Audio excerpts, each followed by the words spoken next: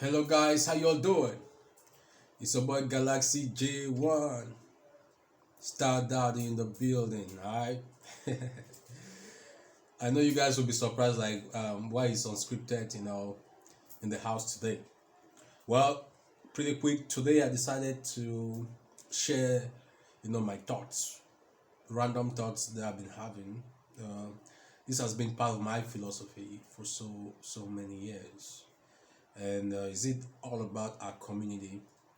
You know, uh, living in a country like Cameroon makes you to either become a very uh, vulnerable person or to become a very strong person. The reason why I say this is because I read a quote that someone said. I don't know the author of this quote. He said, "Tough times produces powerful people. Tough times produces powerful people. Powerful people produce good times. And good times produces weak people. And weak people produces tough times." Do you see the vicious cycle somewhere there? It goes round and round. Tough times produces powerful people. Powerful people produce good times. Good times produces weak people. And weak people produces bad times. If you look at Cameroon today and many parts of Africa, you realize we're going through a transition. We're going through very challenging times, and the world is as a whole is kind of confused. So then we ask so many questions.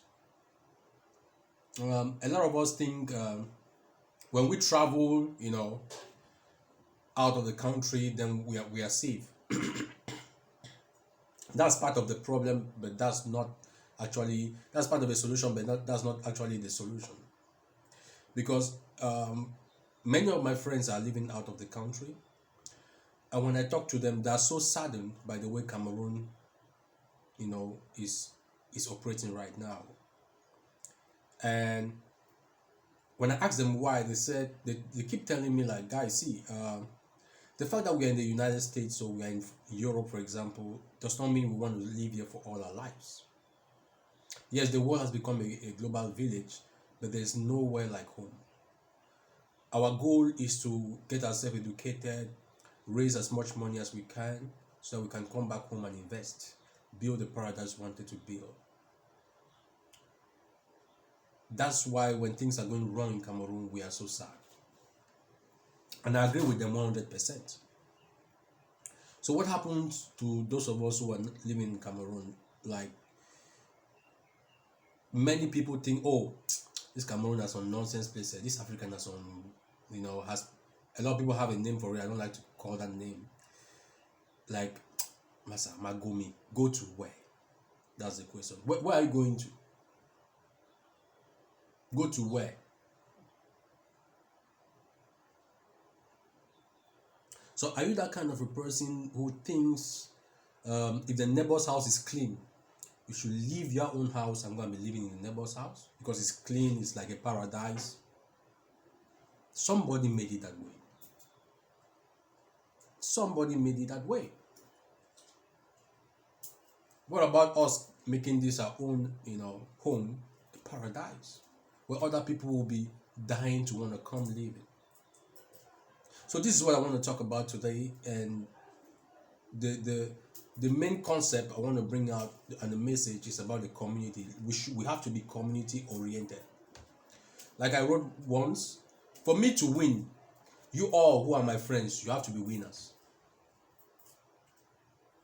Because there's no way I can win alone. Guess what? If I'm producing a product, it's only my community that will be able to buy. If what happens if my community does not have the purchasing power to be able to afford it? What if they don't have the money? Then my product will not be able to sell. What if they're not educated to know that we need to consume what we produce? So that I'm talking about the quality of people.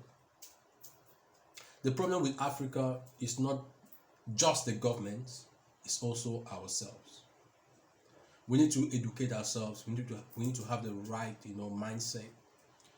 And education, like I say, is not the traditional education that has been given from conventional school and the churches, religion. Let me put it that way. Education here is where you go and investigate the truth independently by yourself. You read beyond having credits and passing exams. You open your mind to different horizons. You study, you research. And once you do that, you share it with members of your community so people can get on the same page with you. Because there's no reason you being the only light in the room. Because that's the problem with our community. Everybody wants to be the only successful person in the neighborhood, in the village. It doesn't work that way.